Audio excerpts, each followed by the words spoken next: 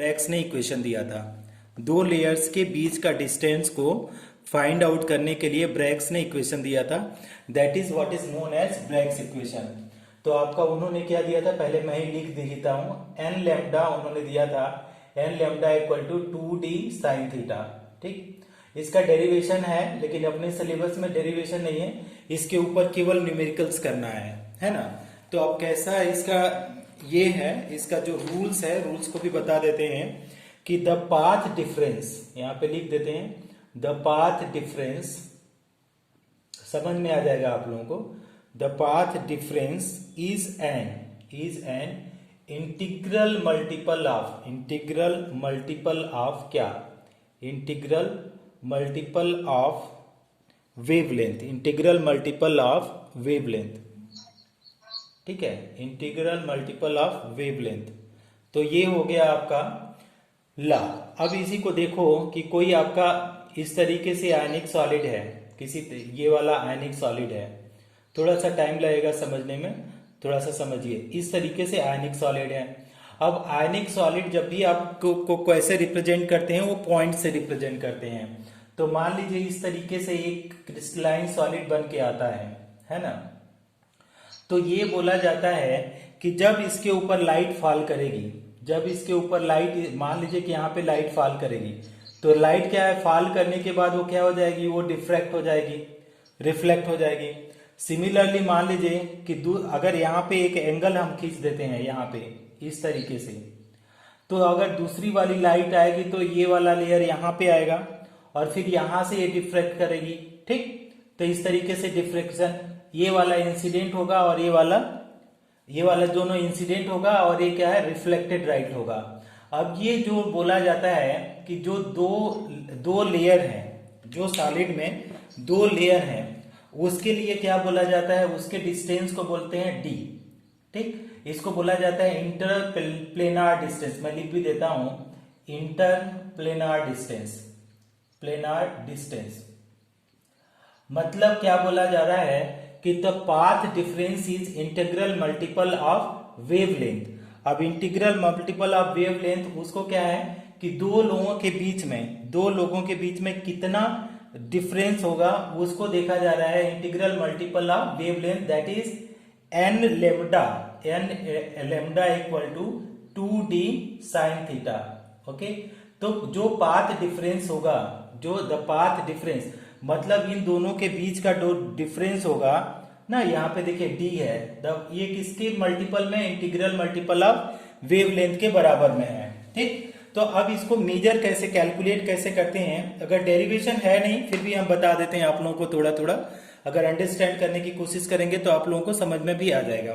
तो देखिए इसमें क्या होगा कि ये वाला तो क्या है, एंगल ऑफ इंसिडेंट, ये थीटा होगा, ये भी आपका क्या होगा, थीटा होगा ना, डिफ्रेक्टेड एंगल, एंड ये क्या है, इंसिडेंट एंगल। उसी तरीके से अगर इसको क्या किया जाए, इसको बढ़ा दें, इस लाइन को, इन दोनों लाइन को बढ़ा दें, तो ये वाला लाइन क्या हो जाएगा, परपेंडिकुलर हो जाएगा 90 डिग्री, और ये वाला भी लाइन कैसे होगा, 90 डिग्री। तो अगर मान लीजिए ये वाला पोजीशन जो है, दिस पोजीशन, दिस वाला ये ओ है, अगर इसको मान लीजिए हमने बी मान लिया, ठीक, और ये वाला जो है A, this is A and this is B.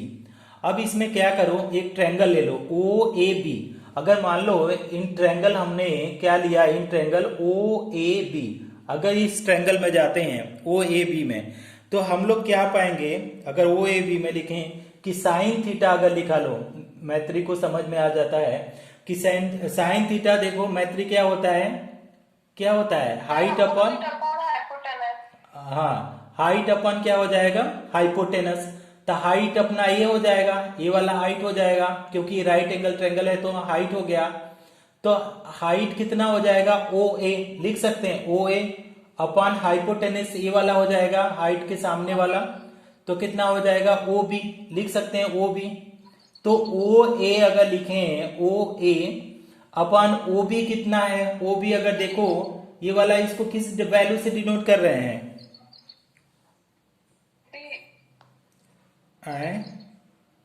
D से डिनोट कर रहे हैं, डी। तो आपका ये ओ ए हुआ, ओ ए, और उसको डिनोट कर रहे हैं आप बी से। ठीक, डी से। तो अगर हम इसमें लिखें ओ ए इजकल टू क्या हो जाएगा, अगर लिखें ओ ए या ए बी लिख लो, किस भी ए बी भी लिखोगे तो भी आपका ये दोनों बराबर होगा, क्योंकि राइट एंगल ट्रायंगल में बेस और हाइट क्या होते हैं, बराबर होते हैं। ठीक, तो ये क्या हो गया कि अगर हम लोग क्या लिखें, ए बी भी लिखें, ओ ए और ओ ए बी भी लिखें, तो आपका क्या हो जाएगा, अगर इसको लिखें, चलो आपका ए बी अगर लिखें तो आपका क्या है, ए बी है। ये वाला लाइन थोड़ा सा रॉन्ग है, यहाँ पे सी होना चाहिए। ठीक, तो आपका ओ ए, चलो हम लोग लिख लेते हैं। तो ओ ए अगर हम लोग लिखें, ओ ए इजकल टू, तो क्या लिख सकते हैं, डी साइन थीटा लिख सकते हैं क्या, O A equal to D sine theta लिख सकते हैं क्या, D sine theta.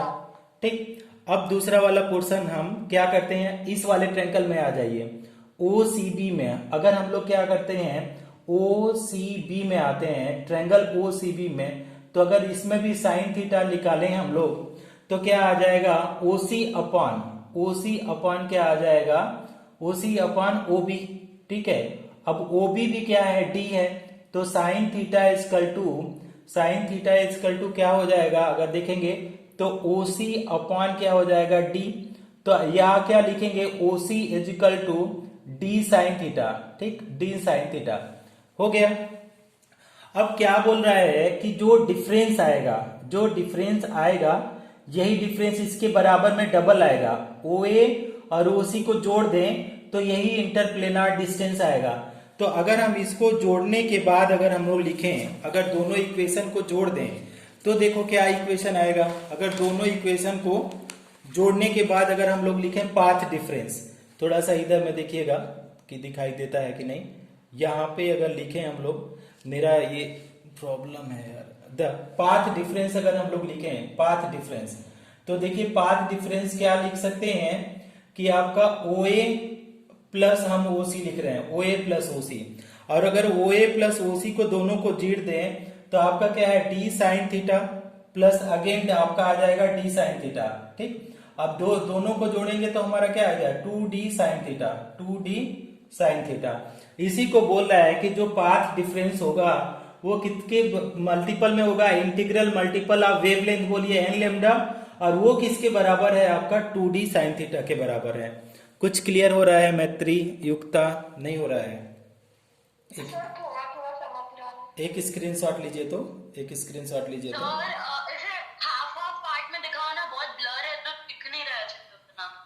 Half half part में कैसे दिखाऊं, एक लो ना, एक थोड़ा सा रुक जाओ। अब लो, अब देखो कुछ क्लियर आ रहा है, कुछ उस साइड का नहीं दिख रहा है। अच्छा चलो फिर क्या करूं मैं, हाँ बस बस बस बस हाँ बस ठीक ठीक, हाँ हाँ ले लिया। हाँ सर डन, हाँ हाँ इधर वाला भी आप ले लो, डन। Yes sir. चलो, तो अब हमारा क्या है, इसका डेरिवेशन है भी नहीं सिलेबस में, कभी डेरिवेशन पे क्वेश्चन भी नहीं आएगा। अब इसके ऊपर हम लोगों को क्या करना है कि न्यूमेरिकल कर लेना है, समझ में आया? मतलब ये क्या आपको ध्यान में रखना है कि जब आप कभी क्रिस्टल पढ़ोगे ना, क्रिस्टल जब आप कभी इंडस्ट्रियल केमिस्ट्री में जाओगे तो जहाँ पे मार्बल्स वगैरह सब बनाए जाते हैं, तो वहां पे आपको पता चलेगा मार्बल्स या तो जो क्या बोलते हैं उसको प्रिज्म वगैरह बनाए जाते हैं, तो वहां पे ये बहुत जरूरत पड़ता है। तो उसमें पता चलता है, आपको देखना होता है, जैसे शीशा कोई बना रहा है ना, ग्लास, वहां पे इनकी इस इक्वेशन के बिना इस इक्वेशन के काम ही नहीं चलेगा।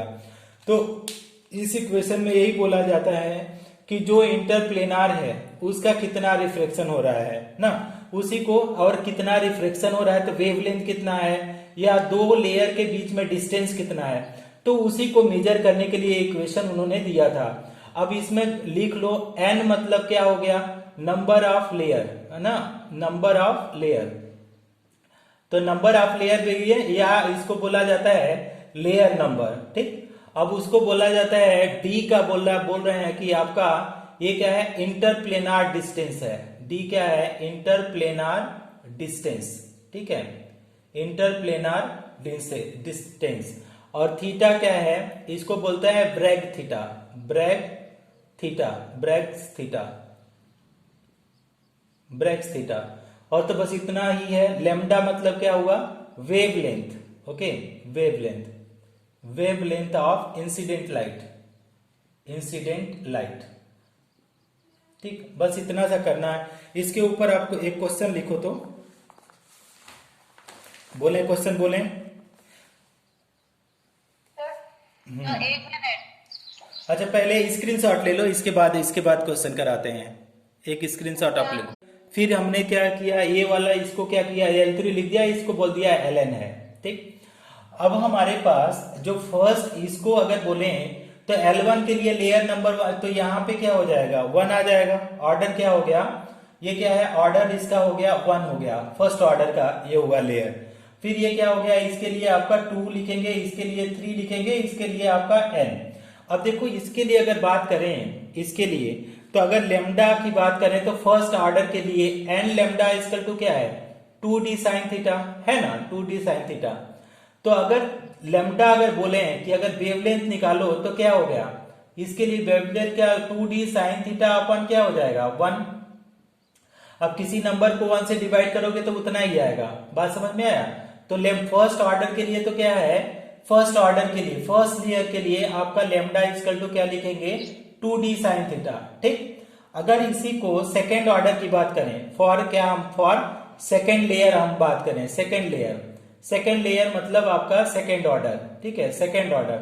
तो अगर इसके लिए बात करें तो आपका n लेमडा इक्वल टू क्या है, n lambda equal to 2d sine theta है। n लेमडा इक्वल टू ये है 2d साइन थीटा। ठीक ना, अब देखो 2d साइन थीटा, तो अगर लेमडा इक्वल टू क्या लिखेंगे, 2d साइन थीटा अपन क्या आ जाएगा 2, है ना। तो अब देखो 2d sine theta upon n आएगा, नॉट 2 आएगा। सेकेंड लेयर की वैल्यू क्या है, L2 की वैल्यू क्या है, यहाँ पे युक्ता क्या है, n की वैल्यू L2 की 3। यहाँ पे देखो n2 की 2, n इक्वल टू क्या है सेकेंड लेयर के लिए। सर वो कुछ दिख ही नहीं रहा है, बहुत ब्लर है। अरे यार, एक सेकेंड, थोड़ा सा दूर है हमारे ख्याल से। अभी देखो तो दिख रहा है, हाँ हाँ अभी ठीक है। n इक्वल टू कितना है, 2। n equal to 2। तो यहाँ पे अगर इस इक्वेशन में लिख लें 2d साइन थीटा की जगह पे हमने n की जगह 2 लिखा, तो 2 2 खत्म हो जाएगा, तो आपका क्या आ जाएगा, लेमडा इक्वल टू क्या आएगा युक्ता बोलो, sine theta, d sine theta. हाँ, तो सेकेंड लेयर की अगर लेमडा निकालेंगे तो आप लिखेंगे यहाँ पे d साइन थीटा। ठीक, अच्छा ठीक है। अब थर्ड लेयर के लिए बताओ, ये लेमडा 1 के लिए हो गया, ये लेमडा 2 के लिए, लेमडा 3 की वैल्यू आप लोग बताओ कितना होगा, मैत्री लेमडा 3 की वैल्यू बताओ कितना होगा, लेमडा 3 की वैल्यू ट्राई करो। युक्ता आंसर बताना आप। युक्ता को मैं एक चीज बता देता हूं, गिवन ऐसे लिख लो, क्या है गिवन 19.5 डिग्री इक्वल टू 19.5, मतलब साइन 19.5 है, साइन 19.5 की वैल्यू है 0.33। ओके, हाँ मैत्री को तो पता ही होगा। अब यहाँ पे सोल्यूशन कर रहा हूँ, सोल्यूशन तो देखो, लेकिन ये कौन से लेयर का होगा, मतलब देखो क्वेश्चन पढ़ो क्या सेकंड वाला।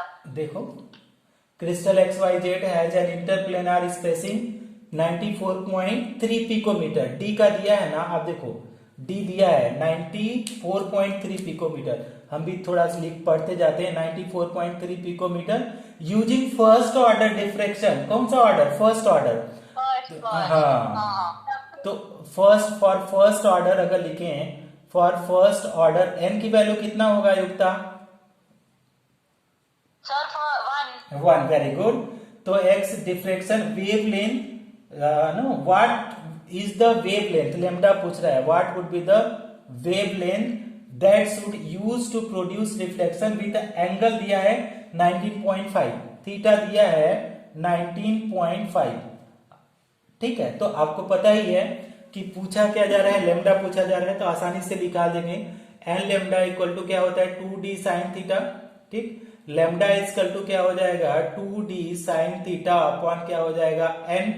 तो हम क्या लिखेंगे 2 इंटू डी का वैल्यू देखो, डी का वैल्यू यहाँ पे 94.3 sir 94.3 62.2। 62.2 correct correct very good great great great. 2 into 94.3 मेरा तो आ ही नहीं रहा है, इंटू साइन थीटा कितना है साइन 19 हाँ 0.33 लेमडा की वैल्यू एन की वैल्यू 1। तो यहाँ पे अगर कैलकुलेट करके लिखेंगे हमारा तो 2 से मल्टीप्लाई कर दो और ये लिख दो, तो 2 2 3 जा 6 2 4 जा 8 2 9 जा 18 ओके। मल्टीप्लाई बाई साइन 19.5 का आपने बताया 0.33, इसको मल्टीप्लाई करने के आ रहा है 62.2। अब सिंस ये किसमें है पिकोमीटर में, तो ये भी आंसर जो आएगा पिकोमीटर। मैत्री आंसर समझ में आ गया? Yes sir. Very good, erase कर दूं इसको? Yes sir. Okay yes sir. एक और क्वेश्चन दूं, आप लोग करना चाहोगे एक और क्वेश्चन? हाँ sir. Yes sir. Okay okay okay एक सेकंड में खोज लेता हूँ क्वेश्चन को। क्वेश्चन अच्छा ठीक है मिल गया क्वेश्चन। क्या बोल रहा है कि देखो क्या दिया है, पहले तो हम लिख लेते हैं, हम सोल्यूशन कर रहे हैं तो पहले तो हम लोग देखते हैं गिवन में क्या दिया है। एक्सरे विथ वेवलेंथ दिया है लेमडा हाँ 125 picometre was used to study a crystal which produce a diffraction of an angle कितना 17.4। तो थीटा दिया है 17.4 डिग्री यूजिंग फर्स्ट ऑर्डर मतलब n इक्वल टू 1 दिया है diffraction. What is the distance between planes of atoms planes of atom जो planes में है उनके बीच का डिस्टेंस, तो मतलब d पूछा जा रहा है। तो आराम से अप्लाई करो कि n lambda equal to what 2d sine theta okay, और बीच का डिस्टेंस हाँ 210.3 देख रुक जा देख हाँ 210.3 ना। अच्छा देखो हाँ सही है 209 ऐसे करके आया है 2109 अप्रॉक्स, तो 210 दैट इज करेक्ट है। वेरी गुड सही है सही है। अब मैंने ऐसे ही ओरली कैलकुलेट किया था तो ऐसे 210 सही है।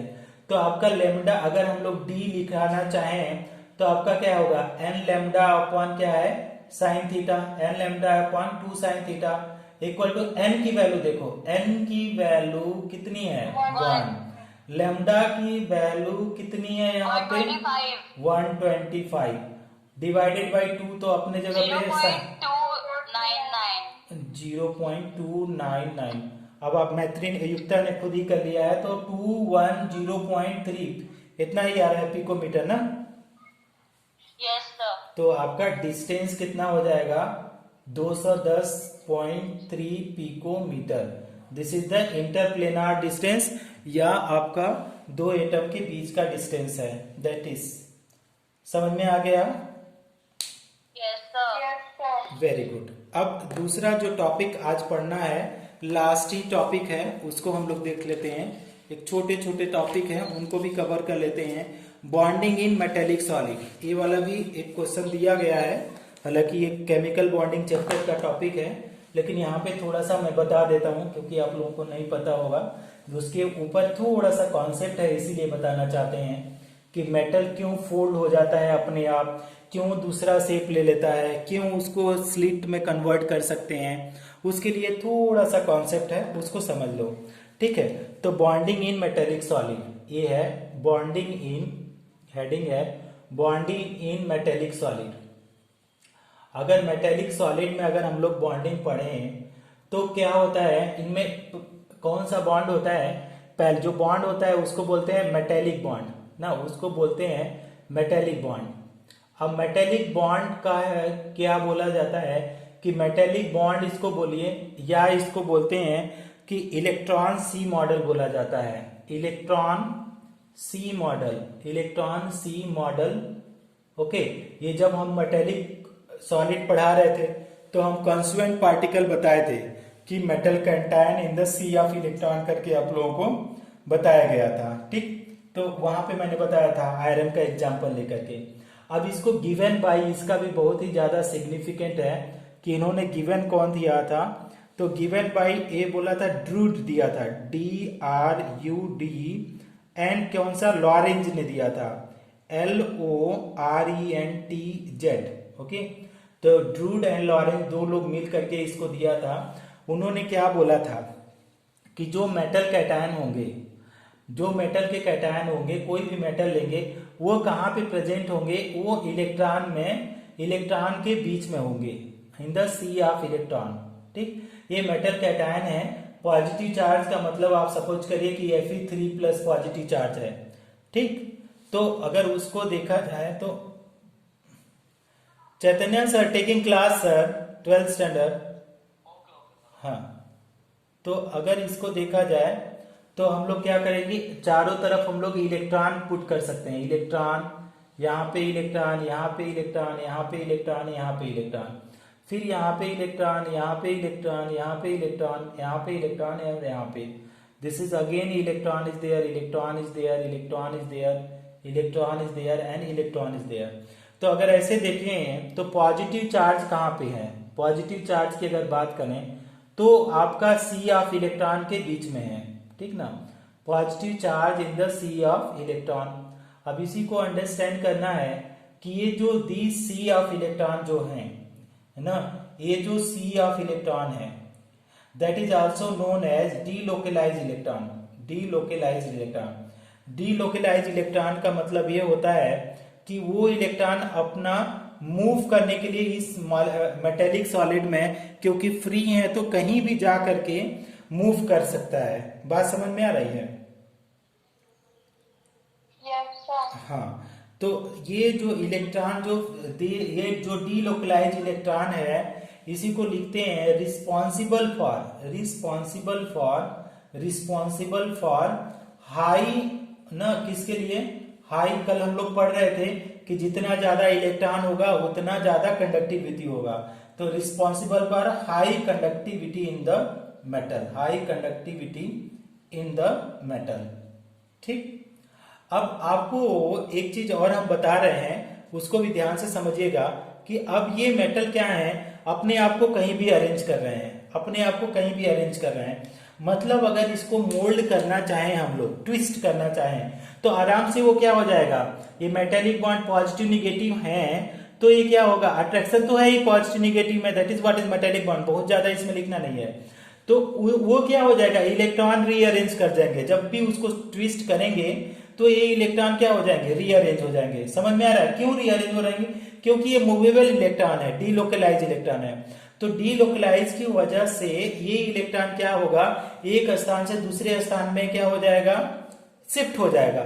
अगर ये शिफ्ट हो जाता है तो इस मेटल को हम लोग मोल्ड करके क्या कर सकते हैं, स्ट्रेट है, अगर इस तरीके से इसको मोल्ड किया जा सकता है। बात समझ में आ रहा है युक्ता मैत्री? Yes, sir. क्यों ये फोल्ड किया जा सकता है मेटल को, क्योंकि डीलोकलाइज इलेक्ट्रॉन का टाइप ऑफ बॉन्ड है, वो अपने आप को शिफ्ट कर लेगा। अगर इसी को प्रेस कर दो, प्रेस करो, तो ये क्या होगा कि ये आराम से पॉजिटिव निगेटिव और भी क्लोज हो जाएंगे। तो इसको क्या हैमरिंग कर दो, तो किसी मेटल को देखो हैमरिंग जितना किया जाता है वो क्या होता है, उसकी डेंसिटी बढ़ती जाती है, वॉल्यूम कम होता जाता है, डेंसिटी कैसे, क्यों, क्योंकि आपका जो ये इलेक्ट्रॉन मूवेबल इलेक्ट्रॉन है और आपका मेटल कैटायन है, that will become the more compact in that. अब इसी को बोला जाए कि क्यों ये इलेक्ट्रिसिटी का कंडक्शन बहुत तेजी से किया जाता है वायर में, क्यों हम लोग मेटल को ही लेते हैं, क्योंकि इतना ज्यादा फ्री इलेक्ट्रॉन है, और जितना ज्यादा फ्री इलेक्ट्रॉन होगा उतना ही ज्यादा वो मूवमेंट करेगा। अब इसी को बोला जाए स्लिट में कैसे कन्वर्ट कर देते हैं ना, तो आप इसको क्या बोलते हैं कि स्लिट में अगर इसको हैमरिंग कर दें तो आपका स्लिट में कन्वर्ट हो जाएगा, क्योंकि इलेक्ट्रॉन और पॉजिटिव चार्ज एक दूसरे को क्या करेंगे, रीअरेंज कर लेंगे, क्योंकि आपका इलेक्ट्रॉन क्या हो जाएगा कि मूवेबल है, डीलोकलाइज्ड है। युक्ता कुछ समझ में आ रहा है युक्ता? Hello students, now let us see the one more problem that is from the solid state only. Problem number 104. Some of the polar crystal on heating produce a small electric current. How much student? Small electric current. What you are heating student? Some of the polar crystal on heating produce a small electric current. That is what is known as is the polar crystal is there. Student, you are heating. What you are doing, student? Heating. Heating means what, student? Heating means pyro. Okay, you have already learned the terms, student. Pyrometallurgy. So pyrometallurgy means metallurgy which involves the heat. So which one will come, student? That is the electricity is produced by heating. That is what is, student? Pyroelectricity. And electricity is produced by the pressure. That is piezoelectricity. It is due to piezo means pressure, student. Ferroelectricity, that you all you know, student. Ferro means they are having the unpaired electron. Anti-ferro means they are having the equal number of that is equal number of parallel and anti-parallel spins. So these two terms already you are aware. Okay, these terms is pyroelectricity. That is I am writing, student, for the more confirmation. Pyroelectricity. So what is meaning of pyroelectricity, student? That is, these are also the piezoelectric crystals only, student. But you can write that is, I am writing that is piezoelectric crystal. Okay, piezoelectric crystal. Electric crystal. A piezoelectric crystal means what, student? That is known as what? Polar crystal. What is polar crystal? Okay, polar crystal. On heating, what it is doing, student? On heating, produce what it is produce? A small amount of what it will produce, student?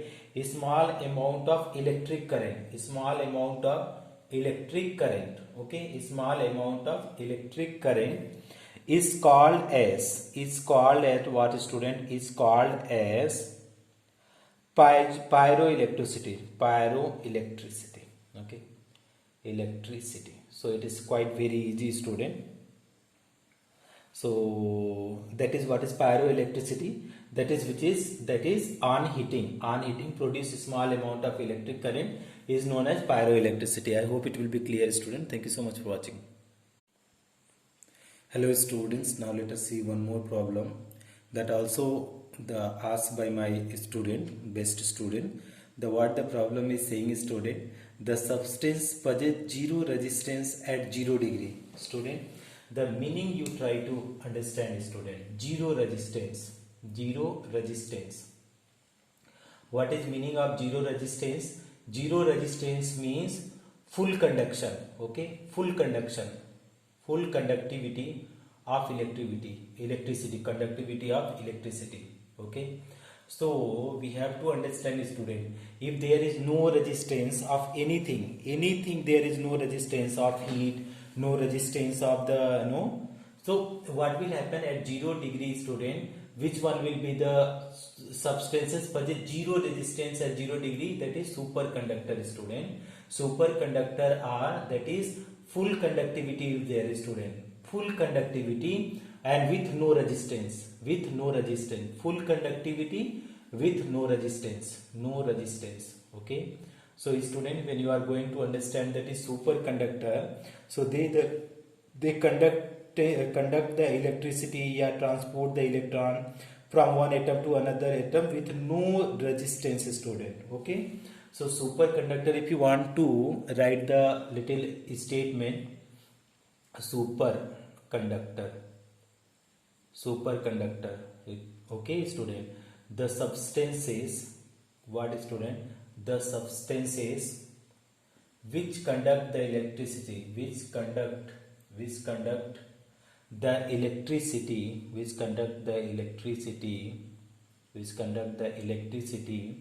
with no resistance.